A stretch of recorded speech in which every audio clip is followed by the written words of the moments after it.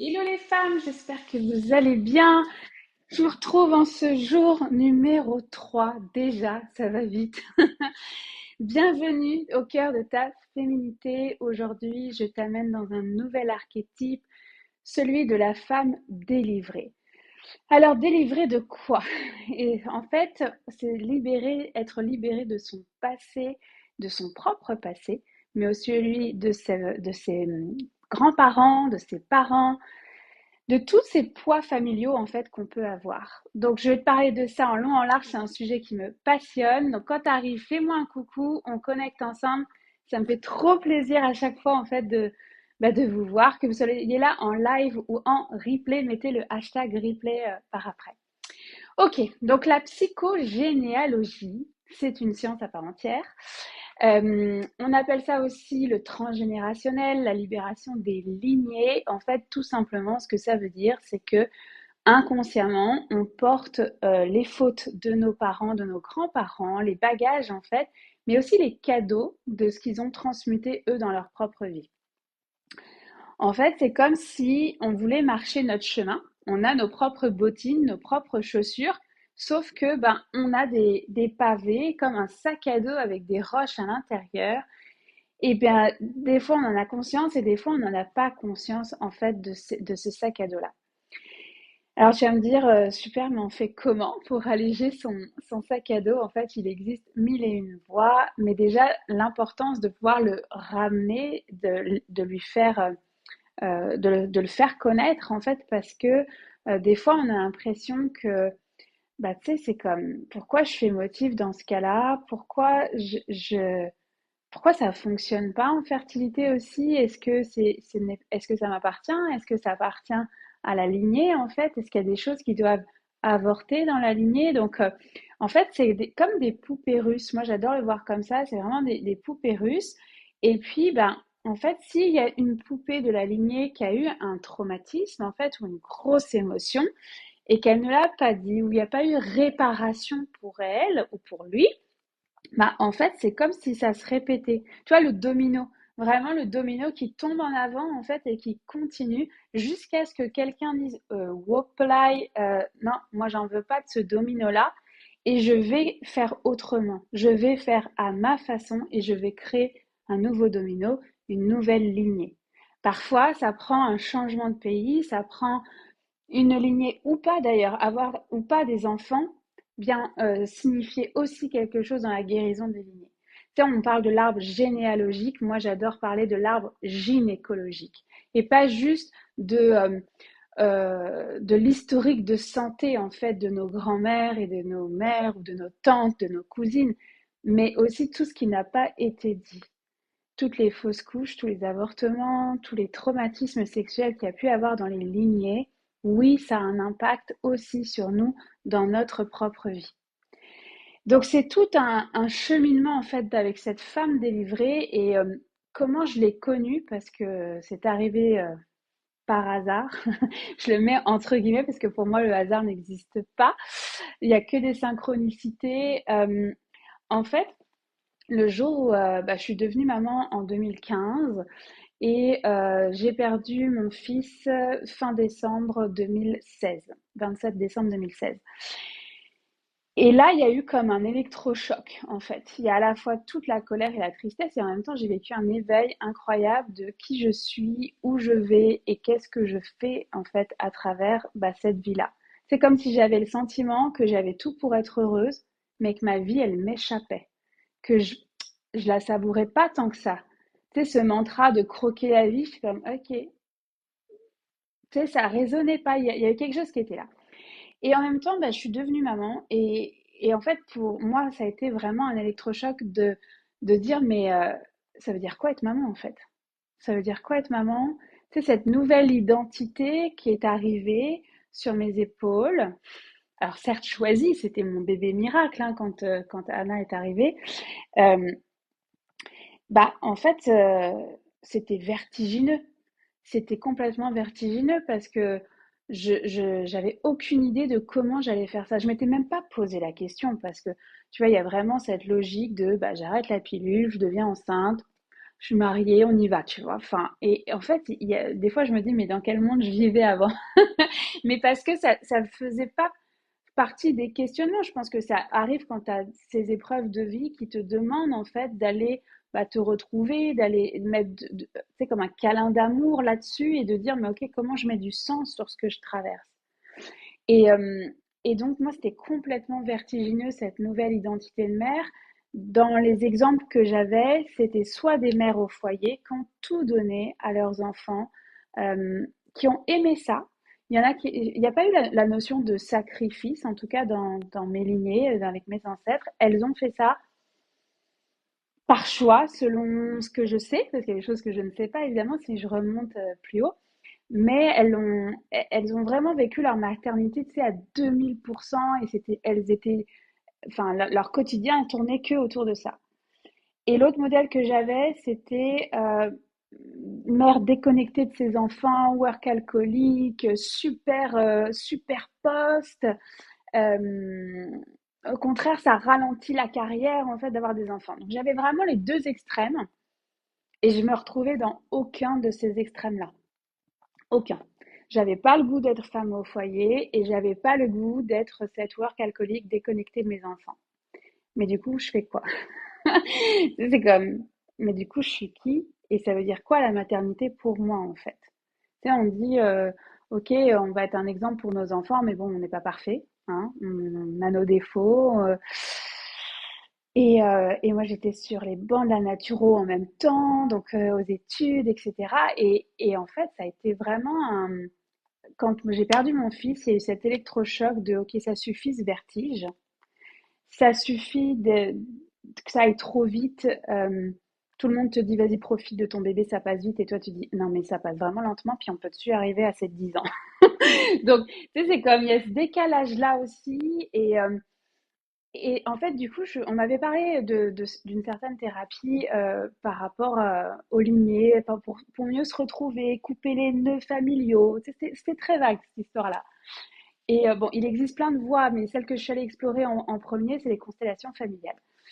Et les constellations familiales, en fait, je me suis retrouvée là à essayer, en fait, tu vois, vraiment à dire, on verra bien, tu vois, j'avais lu un peu sur la psychogénéalogie, mais pas plus que ça. Puis si jamais c'est un thème qui t'intéresse, le livre J'ai mal à mes ancêtres, je me souviens plus de l'auteur, a mis quelque chose, mais en tout cas, je vous le mettrai dans la vidéo en dessous, en commentaire.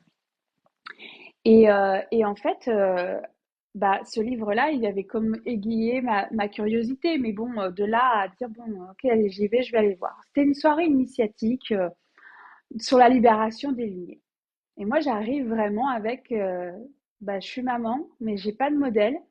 Euh, Parce qu'en fait, je suis maman, mais je suis femme aussi, puis j'ai pas de modèle là-dedans, puis je me retrouve pas. Et c'est vertigineux, et j'ai l'impression que ma vie, elle m'échappe. Donc, je suis vraiment arrivée avec une grosse intention quand même. Un gros objectif, on va dire, avec douceur. Et, euh, et là, en fait, je me retrouve dans une soirée. Alors, c'était à Montréal. euh, et pour la première fois, donc, je vis en fait une constelle. C'était des constellations rapides, vraiment d'initiation. Arrive mon tour et en fait, chaque personne est un représentant. Tu choisis, voilà, tu demandes à la personne, est-ce que tu veux être mon grand-père, ma mère, ma tante, ma cousine, etc. Et tu vas les placer d'une certaine façon. Et celui qui, alors là, je suis pas une spécialiste, c'est pas ma thérapie, mais en tout cas, celui qui est pas le constellant, mais l'accompagnant, en tout cas, qui s'occupe de ça, va pouvoir même deviner dans les placements qu'est-ce qui se joue. C'est un problème d'héritage, un problème sexuel refoulé, des traumatismes refoulés, etc. Et donc, moi, j'arrive là en me disant, bon, ok, est-ce que toi, tu veux jouer ma mère, ma grand-mère? Tu vois, il y avait trois, quatre personnages, pas plus, parce que c'était vraiment des mini-constelles. Et là, on se retrouve sur un bateau. On se retrouve sur un bateau. Alors, moi, j'ai pas le pied marin. J'ai une famille de marins, mais moi, j'ai pas le pied marin. J'adore ça, mais genre, faut pas que ça aille trop vite parce que j'ai eu un accident en catamaran et que du coup, je suis encore sensible à l'idée de reprendre la mer depuis cet accident. Et donc, on se retrouve sur un bateau. Et il y a ma mère et ma grand-mère qui sont présentes, en fait, par le ressenti de leur énergie.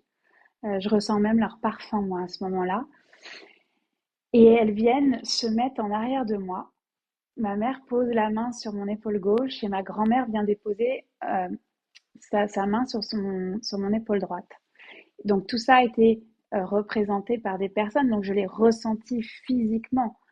Mais comme par hasard, ces personnes portaient le parfum de ma mère et de ma grand-mère, en fait. Donc il y avait vraiment tout ça qui se jouait dans l'énergie. Elles sont venues se placer en arrière de moi et il y avait vraiment cette autorisation d'être fait à ta façon, en fait. Et je me suis retrouvée dans cette constelle à la proue du bateau. Vraiment, donc en avant, tu sais, la sirène qu'on voit en avant des bateaux, là, ben, je me suis retrouvée à la proue avec ma mère et ma grand-mère en arrière de moi, avec le soutien de faire à ma façon, que j'avais le droit, en fait, d'être autre chose que les modèles que j'avais pu recevoir. Et en fait, ben, j'étais déboussolée, évidemment, parce que du coup, ça voulait dire quoi? Tu sais, si j'ai pas de modèle que je peux recopier, bah, je fais quoi en fait? Je fais comment? Comment je peux me sentir libre dans cette identité de mère, dans cette identité de femme, tout en ne reproduisant pas les modèles que j'ai pu recevoir? Et donc oui, ça prend ce travail de libération et de délivrance, de dire mais j'ai le droit d'être différente de ma lignée. J'ai le droit de dire merci à tout ce que vous m'avez apporté, tous les cadeaux que vous m'avez apportés, mais je ferai pas pareil en fait.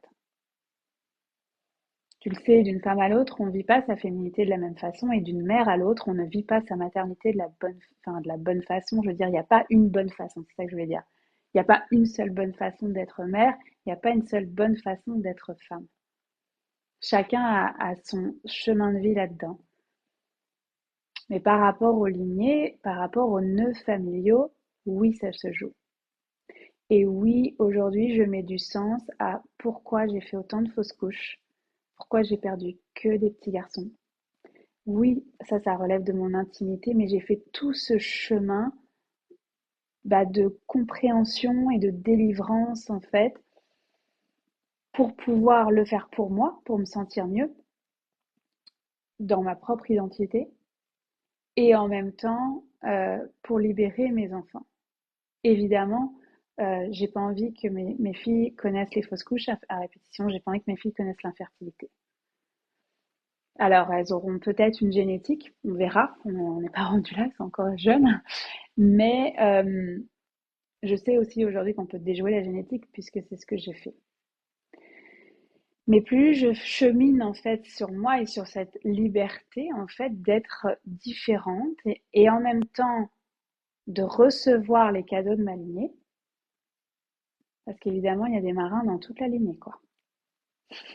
Il y a des marins, il y a des boulangers, il y a des entrepreneurs. J'ai une lignée d'entrepreneurs côté paternel qui est impressionnante. Ma mère s'appelait France parce que mon grand-père rêvait d'habiter en France, de venir en France et d'habiter en France. Et moi, je porte le prénom Laurence parce que en l'honneur du fleuve Saint-Laurent au Québec, et je rêvais de venir vivre au Québec. Tu vois la répétition qui se fait là? Et en même temps, j'ai une lignée de Laure et de Marie-Laure et de grand-mère Laure du côté paternel. Donc, on porte consciemment et inconsciemment en fait les cadeaux de nos lignées, mais aussi ce qui est plus lourd.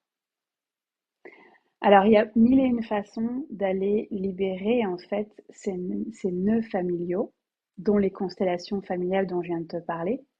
Si tu veux, tu iras voir la série Le Chemin de l'Olivier. Si tu l'as pas encore vue, moi je l'ai dévorée, puis je pourrais la revoir une deuxième fois tellement elle était bien faite. Et évidemment, ils ont mis une médecin, une chirurgienne comme personnage principal qui est hyper sceptique à tout ça et qui se rend compte à quel point c'est puissant en fait cette psychogénéalogie, ce transgénérationnel. Alors, selon certaines cultures, en fait, quand tu te libères toi, tu libères les 7 générations qui suivent. Donc oui, il y a un leitmotiv de vouloir le faire aussi pour nos enfants, nos neveux, nos nièces, mais avant tout aussi pour soi, en fait. Et En fait, à partir du moment où moi je me suis ouverte à tout ça dans ma vie personnelle, évidemment, il y a eu des répercussions dans ma vie professionnelle parce que je pouvais plus faire semblant. Pour moi, ça faisait tellement partie du chemin de vie de chacun et de chacune. Donc, quand je prends conscience de tout ça, moi, l'année 2017 est un momentum là, dans ma vie personnelle.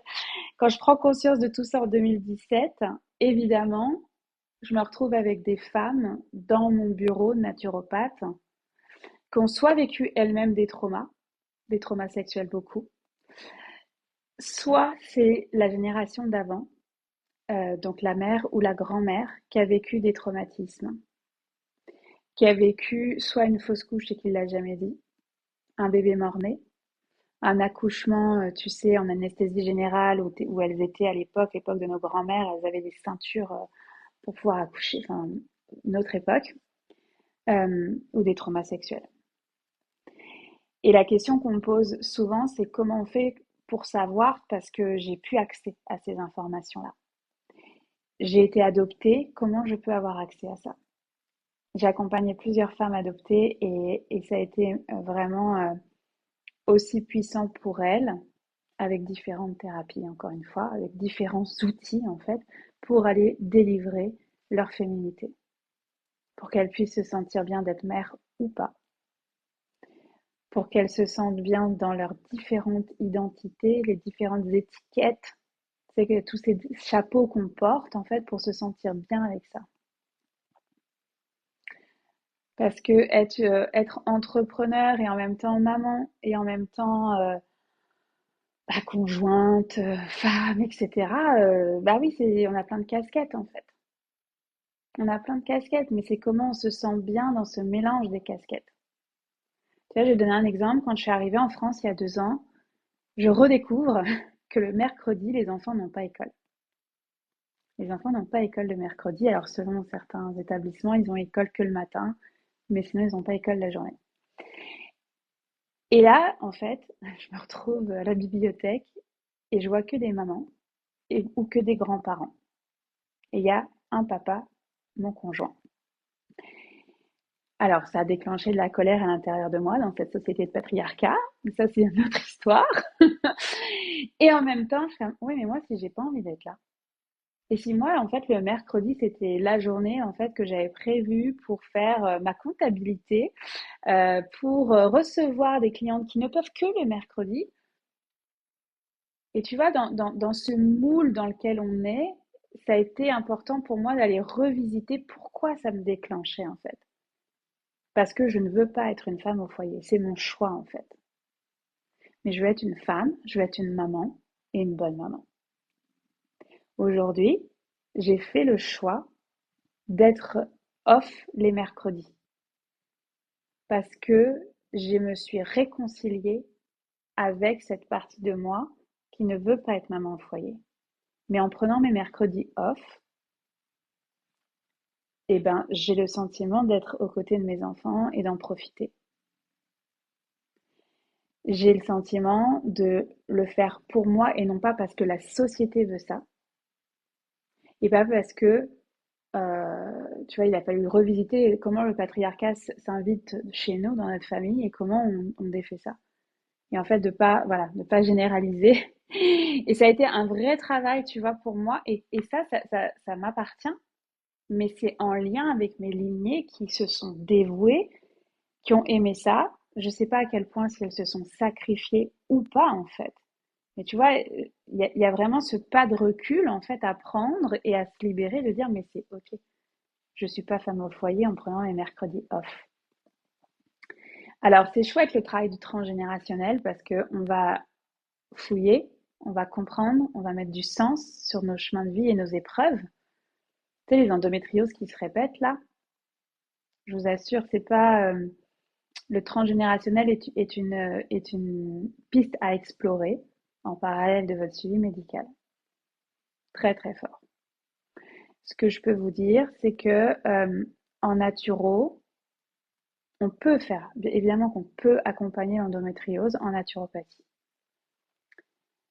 Mais c'était ma bête noire en naturopathie dans le sens où c'est une pathologie qui est pas si simple. Euh, Ça demande un travail, une constance, ça demande un engagement, c'est du long terme. Et elle m'énervait, cette pathologie. Elle m'énervait vraiment parce que j'avais besoin d'y mettre du sens. Et le jour où j'ai dit, OK, je prends une pause avec la naturopathie, avec le rythme que j'avais, je voyais trop de patients. Puis une fois, il y a un monsieur qui m'a agressé au téléphone, donc ça m'avait vraiment fait shaker de l'intérieur. Et en même temps, je vivais moi un éveil en fait spirituel et je voyais qu'il y avait d'autres possibilités, d'autres voies qui pouvaient en fait faire ce travail holistique autour de la féminité et autour de certaines pathologies. Et le jour où j'ai dit OK, là j'ai besoin, je fais des canalisations, des soins chamaniques, je prends ce temps-là. Peux-tu croire que toutes les femmes qui sont arrivées j'avais un beau tipi, qui sont arrivées sous le tipi étaient des femmes avec de l'endométriose pour 90% d'entre elles. Et là, je dis, ah, c'est quoi ce truc? Pourquoi? Pourquoi ça revient en fait comme si j'avais quelque chose à explorer en tant que thérapeute, d'accompagner autrement en fait l'endométriose. Et en tout cas, dans ce que moi j'ai vu, je vais pas le généraliser à large, là c'est pas du tout mon point. Euh, Il y a toujours des traumas sexuels dans les lignées. C'est fou à quel point il y a tellement de traumas sexuels qui ont été tus qu'on ne dit pas. Il y a une honte aussi. Alors ça peut être nous déjà, d'accord, sans forcément aller dans le transgénérationnel, il y a déjà nos propres traumas à nous, mais il y a aussi nos mères, nos grands-mères, nos arrière-grand-mères, etc., etc. Et croyez pas que les hommes sont épargnés, eux aussi ils ont leur lot en fait à travers ça et c'est ça que, en tout cas, que j'apprécie et que j'aime dans cette exploration du transgénérationnel, c'est qu'on peut remonter euh, très loin. En fait, moi, je suis remontée jusqu'à 13 générations au-dessus. Donc, des infos qui ne sont pas accessibles finalement dans le concret, mais qu'on avait accès dans l'énergie. Donc oui, ça fait partie de la féminité pour moi de venir explorer ces lignées, explorer ces ancêtres, même si on a coupé les ponts. Il y en a peut-être parmi vous qui ont coupé les ponts avec leur famille, mais c'est pas pour rien en fait que vous avez coupé, peu importe l'histoire, mais il y a quelque chose qui est là. Vous coupez avec certains pavés de votre histoire et vous créez une nouvelle lignée. Parce que si on prend conscience de cette psychogénéalogie, si tu es là en live et si tu viens écouter en fait cette approche de la féminité, c'est que clairement, tu es venu changer le cours des choses. Tu es venu apporter ta façon à toi. Et évidemment que tes enfants, tes nièces, tes neveux feront à leur façon. Mais dans ce que toi, tu auras transmuté, tu auras transmis aussi des cadeaux. Et dans ce transgénérationnel, on parle souvent de la libération des poids du passé, mais c'est aussi reconnecter aux cadeaux de nos ancêtres. C'est un sujet qui est sans fin, c'est un sujet qui est passionnant. On pourrait être en constellation familiale souvent. Il y a un temps d'intégration aussi qui se fait à travers ça. Mais moi, en tout cas, il est arrivé dans ma vie vraiment au moment où c'était la quête identitaire de qui je suis et comment je fais les choses. Et comment je me sens femme sans recopier le modèle, en fait, de ma mère, de mes grands-mères, de mes tantes, de mes cousines, chacune à sa façon. Puis ça veut pas dire que c'est mauvais hein, ce qu'elles ont fait, pas du tout, c'est pas mon point. Elles ont fait quelque chose qui leur correspondait, ou alors dans un certain moule de société. Et moi j'ai dit non à ça. J'ai dit non à ce moule, j'ai dit non à ce que ça voulait dire la maternité dans l'éducation que j'ai reçue, dans l'éducation aussi que mon conjoint a reçue en fait, et j'ai dit non à certaines choses. J'ai dit oui aussi à d'autres. Il y a d'autres choses. C'est jamais blanc ou noir en fait. Mais c'est ça je prends pas. Et en fait, quand je dis je prends pas, ben je me sens hyper bien avec cette décision-là. Tu sais, je vais te prendre un exemple, c'est ça qui monte. Tu sais, quand moi j'ai voulu accoucher naturellement. Et la première fois où j'ai accouché, donc en 2015, j'avais déjà fait cette démarche de dire ok, moi je vais accoucher naturellement.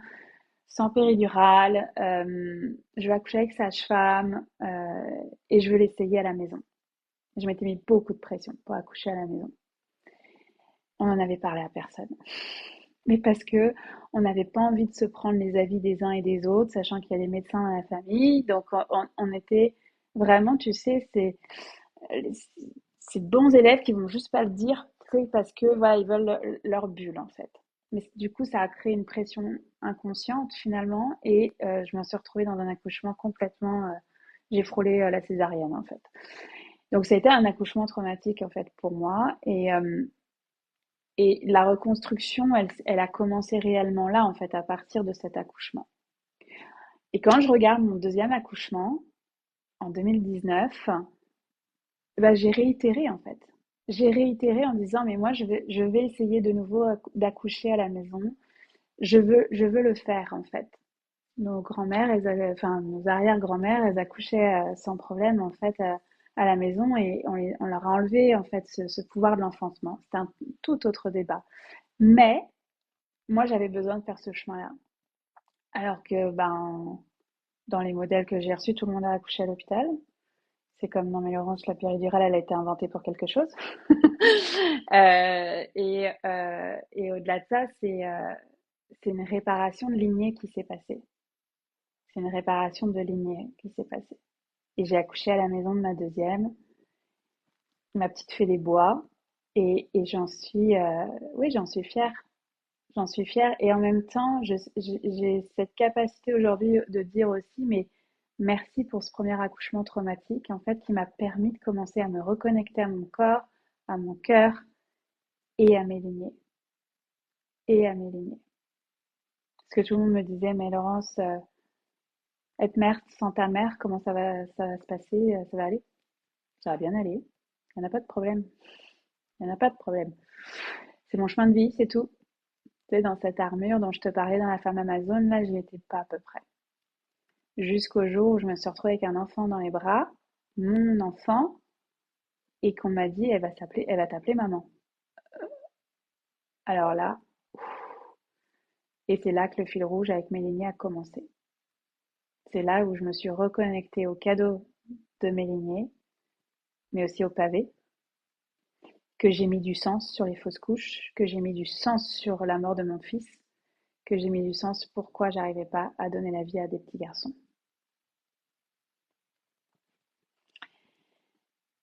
C'est un chemin, et comme je te dis, il n'est jamais fini ce chemin-là, parce que c'est de la libération qu'on fait au fur et à mesure. Parce qu'il y a un temps d'intégration aussi qui est nécessaire, et euh, on peut pas tout nettoyer d'un coup en fait. C'est comme ça prend du temps et ça prend son chemin, et je pense que les lieux nous activent aussi là-dedans. Donc voilà, donc en tout cas, je voulais te partager là, dans ce programme, cet événement au cœur de ta féminité. On ne peut pas, en fait, faire sans nos ancêtres, sans nos lignées. Même si tu leur parles plus, même s'il y a eu des traumas dans ta conscience, même si il y a des pathologies qui se répètent. Enfin, oui, il y a de la génétique, mais il n'y a pas que de la génétique, en fait. Il n'y a pas que de la génétique là-dedans. Donc pour moi, ce cheminement pour devenir plus libre, et plus audacieuse et plus féminine, et me sentir bien avec ma féminité, ça se fait aussi avec un travail de lignée. Avec un cheminement, parce que le mot travail, j'aime pas. Avec un cheminement de venir justement, bah, en fait, c'est comme une pelote de laine. Tu sais, quand on fait du tricot, bah, la pelote de laine, des fois, il y a des nœuds dedans. Et puis c'est comme, faut que j'enlève le nœud là pour pouvoir continuer mon tricot. Bah, c'est exactement l'image que je vais te donner par rapport au transgénérationnel. Tu prends ta pelote, elle arrive avec les nœuds qu'elle a. Ok, je vais défaire ce nœud-là, je vais mettre de la conscience dessus, je vais pouvoir guérir ce nœud-là ou le couper. Et je vais continuer mon fil jusqu'à ce qu'il y ait un nouveau nœud qui se présente. Et tu vois, j'ai eu besoin, moi, d'intégrer, par exemple, la guérison des bateaux, la guérison du pied marin. Alors, certes, j'ai ce qui m'appartient là-dedans, donc cet accident en catamaran. Euh, Mon père est fanat de bateau, mon oncle est fanat de bateau. Et en faisant ce cheminement de transgénérationnel, je me rends compte en fait que mon arrière-grand-mère a vécu un traumatisme en fait avec des mince, ah, je me souviens plus, il y a un nom pour ça, des hommes d'affaires qui étaient propriétaires de bateaux et qui faisaient des échanges de marchandises. Et là, moi, j'en revenais pas parce que les sourcières, j'ai toujours dit que je les emmenais sur un bateau avec une île, enfin avec des îles, avec une carte au trésor. J'ai toujours eu cette image-là. Le bateau s'appelle Luna et en fait, il y a vraiment eu besoin de ce temps d'intégration quand j'ai pris conscience au travers de ce cheminement qu'il y avait eu des traumas en fait transgénérationnels qui pesaient en fait sur la lignée. Je disais, ah, mais je peux plus, je vais aller dans l'univers des bateaux, c'est terminé. Et en fait, ça a été tout ce chemin de, voilà, de guérison dans l'entrepreneuriat, de dire, mais je ne suis pas cette pirate. Non, mais tu sais, c'est comme, je ne suis pas cette pirate. Je suis le capitaine, avec grand plaisir, et on reprend le large. On reprend le large. Tu sais, quand c'est descendu, quand vraiment c'est arrivé, cette expérience de la féminité, je l'ai vécue pour moi. Puis après ça, il y a vraiment eu cet appel de le transmettre, d'aller au-delà de la naturo et des consultes classiques, en fait. C'était une évidence. C'est arrivé en 2020. Toute l'année 2020, j'ai préparé pour pouvoir prendre le large avec ce bateau en 2021. Et 2021 est extraordinaire. On a eu c'était quoi? C'est plus de 30 femmes, je crois que c'est 34 femmes qui ont embarqué sur le bateau de Luna, qui sont devenues ses sourcières. Et jusqu'à ce que je revienne en France et que moi j'ai eu besoin d'intégration justement de ma lignée et de ce qui s'était passé par rapport au bateau. 2 ans de pause. Fou quand même. Et en même temps, c'est ok, ça faisait partie du chemin. Ça faisait partie de mon chemin de dire que je ne suis pas cette pirate. Je fais ce chemin de beauté, je fais ce chemin comme je peux, avec mon humanité et avec ce que ça représente. Mais aujourd'hui, je peux t'assurer que je suis prête et que j'ai hâte. J'ai très hâte de réembarquer sur ce bateau avec des nouvelles sorcières. Donc voilà ce que j'avais envie de te partager par rapport à l'archétype de la femme délivrée. Dis-moi si en commentaire, tu sais, est-ce que ça te parle, est-ce que ça résonne, est-ce que tu as déjà fait un chemin, si tu as un livre à suggérer qui toi t'a fait du bien, vas-y, n'hésite pas à partager en fait ici, parce que pour moi on est vraiment le miroir des uns et des autres. Tu sais, nous sommes un, nous sommes une. Ce que tu vis, ce que tu vas oser partager en fait, ce que tu choisis de partager, a certainement un miroir et une prise de conscience pour ma propre féminité. Et c'est ça que je trouve extraordinaire dans cette sororité en fait. Donc voilà, donc ça c'était vraiment pour moi cet appel de cet archétype-là, on ne peut pas passer à côté de nos lignées, peu importe la relation qu'on a, pour aller acquérir cette liberté. Je te dis, va explorer la série Le chemin de l'Olivier, le podcast La petite voix. Elle a fait un épisode avec Bruno Clavier, nos fantômes familiaux extraordinaires. Il y a donc J'ai mal à mes ancêtres dans les livres. Il y a plein de choses qui peuvent être explorées. Et dis-toi que c'est toujours, à chaque fois je me dis mais c'est fou, c'est que le début. Tu sais, c'est à chaque fois que je ressors ou que je vais cheminer dans le transgénérationnel, c'est comme oh waouh, ok, une guérison supplémentaire. Puis prends des notes parce qu'au fur et à mesure de ton chemin, c'est se rappeler à quel point ah oui c'est vrai, ah oui j'ai traversé ça, ah oui j'ai mis de l'amour sur mes fausses couches à répétition. Et je peux t'assurer que quand j'étais dans ma première fausse couche, on n'aurait pas pu me parler de ça. On n'aurait pas pu. Parce que c'est trop douloureux, parce que j'étais pas dans une ouverture, tout simplement. Alors qu'aujourd'hui, c'est, ok, maintenant je mets vraiment du sens sur mes accouchements, mes fausses couches, mes avortements. Sur ce chemin de la fertilité, il y avait besoin que je passe par là pour être qui je suis aujourd'hui. même si c'était dur, même si c'était des larmes à n'en plus finir. Aujourd'hui, je suis capable de dire merci pour ce chemin-là. Alors oui, il y a de l'eau qui a coulé sous les ponts, il y a eu du cheminement personnel, oui, j'ai 2 enfants, c'est vrai, mais ça fait partie de mon chemin de beauté, comme j'aime l'appeler. C'est pas un chemin d'épreuve, c'est un chemin de beauté. Et le transgénérationnel fait partie des outils dans ce cheminement de réconciliation avec sa propre féminité. Fait que je t'embrasse fort. Je te souhaite une douce intégration avec déjà ces paroles-là. N'hésite pas à remonter le fil, toi aussi, de qu'est-ce que tu as répété, qu'est-ce que tu as répété comme schéma, en fait, jusqu'à aujourd'hui, et où est-ce qu'aujourd'hui, dans ta féminité, il y a des cadeaux, quels cadeaux tu vois, en fait, de tes ancêtres, de ta mère, de ta belle-mère, et qu'est-ce qui est plus difficile? Qu'est-ce que tu n'as pas envie de répéter? Je te souhaite un bel exercice de journaling et je te dis à très vite pour la suite.